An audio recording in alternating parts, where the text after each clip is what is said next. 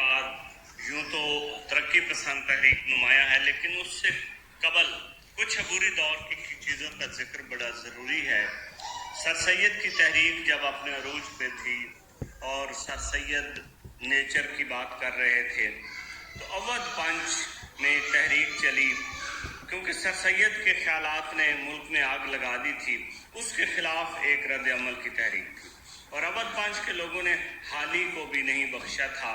حالی کے بارے میں بھی کہا کہ ابتر ہمارے حملوں سے حالی کا حال ہے، میدان پانی پت کی طرح پامال ہے۔ وہاں کا ایک مشہور انگریزی رسالہ پنچ 1877 میں منشی سجاد حسین نے نکالا، اور منشی سجاد حسین کا ایک بڑا مشہور ناول حاجی بغلول بھی ہے۔ اچھا، اس میں لوگ جو تھے اکبر الہ آبادی، مچھو بیگ عرف ستم ظریف، احمد علی شوق، ایسے لوگ جو تھے وہ سر سید کے خلاف، سر سید کو نیچری کہہ رہے تھے، علی گڑھ تحریک کو لامذہبیت کا مرکز کہہ رہے تھے، سر سید کی تحریک کو نیچریہ مذہب کہہ رہے تھے۔ اکبر الہ آبادی بھی اس طنز میں شامل تھے۔ سر سید احمد خان اکبر الہ آبادی کے اقبال نے اکبر الہ آبادی کو پھر بھی بہتر سمجھا، اور اکبر الہ آبادی اپنے اس طرز میں کچھ اشعار بھی لکھے، یعنی مداح تھا، کیونکہ اقبال یہ سمجھتا تھا کہ اکبر الہ آبادی کو انگریزی تہذیب سے نفرت تھی اور انگریزی تہذیب کے پرچار سے نفرت تھی، اور کیونکہ اس سے مشرقی اقدار جو ہے تھے وہ پامال ہو رہی تھی۔ مزے کی بات یہ ہے کہ اکبر الہ آبادی بھی سر سید کا معترف ہو گیا، اور جو ان کی مسائی تھی اس کو قائل ہو گیا، کہا کہ ہماری باتیں ہی باتیں ہیں، سید کام کرتا ہے، نہ بھولو فرق جو ہے کہنے والے کرنے والے میں۔ اسی طرح محمد حسین آزاد، جن کا ذکر انجمن پنجاب کے مشاعروں کے حوالے سے ہوا، شمس العلماء کا خطاب ملا، مولوی باقر ان کے والد تھے۔ 1836 میں پہلا جو وہاں پہ اخبار نکالا ان کے والد نے۔ 1857 کے ہنگاموں میں ان کے والد کو باغی قرار دے کر گولی مار دی گئی تھی، اور پھر یہ 1864 میں محمد حسین آزاد لاہور آ گئے اور یہاں لاہور کے ہو کے رہ گئے۔ یہاں ڈائریکٹر تعلیمات کے آفس میں ملازمت کی، پھر گورنمنٹ کالج لاہور سے بھی وابستہ رہے۔ بہرحال پاکستان کے جو ادبی ایک منظرنامہ ہے لاہور کا اور انجمن پنجاب کا، اس کے روح رواں رہے۔ 1874 میں مشاعروں کا انعقاد، اور پھر اس کے بعد آزاد کی جو مشہور کتابیں ہیں، قصص الہند، جس میں طلباء کے لیے فارسی اور بنیادی تعلیم کے حوالے سے قصص الہند، سخندان فارس آزاد کا سفرنامہ تھا جو کابل ایران اور اس حوالے سے ہے، نیرنگ خیال، یہ ایک مضامین تھے جو بنیادی طور پہ انگریزی کے مضامین تھے، اور محمد حسین آزاد نے ان کو اردو کے قالب میں ڈھالا۔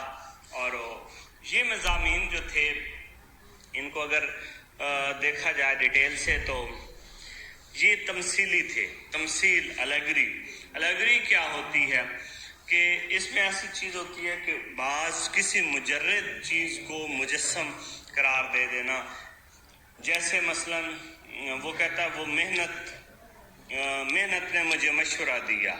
اب محنت کوئی مجرد صورت میں نہیں ہے، لیکن اس کو ایک جسم عطا کر دیا۔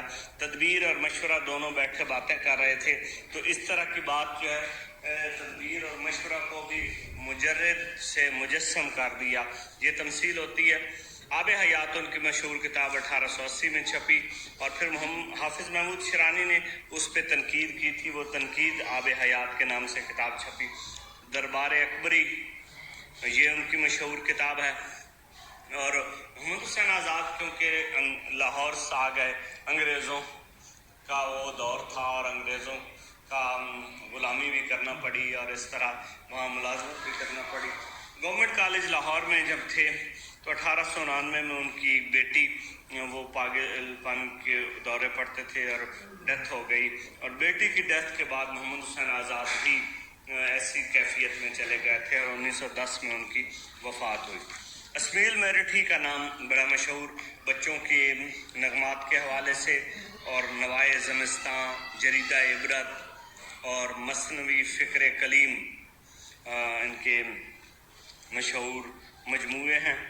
اسمیل میرٹھی کے بارے میں حالی نے کہا تھا، شبلی نعمانی نے کہا کہ اگر حالی کے بعد نے کسی نے کچھ پڑھنے کے قابل لکھا ہے تو وہ اسمیل میرٹھی ہے۔ اچھا، اسی طرح ناول کا جو دور، جو ڈپٹی نذیر احمد سے ناول کی ابتدا ہو گئی، ان کے ناولوں کے بارے میں بات کر لی، لیکن ترقی پسند سے پہلے ناول میں جو لوگ آگے اس کو چلا رہے ہیں اس میں عبدالحلیم شرر کا نام بڑا اہم ہے۔ دلگداز کے نام سے انہوں نے 1877 میں ایک رسالہ بھی نکالا، اور ملک العزیز ورجینا ان کا ایک ناول قسط وار چھپتا رہا۔ حسن بن صبا، مینا بازار، شوقین ملکہ، فتح اندلس اور عزیز مصر، زوال بغداد،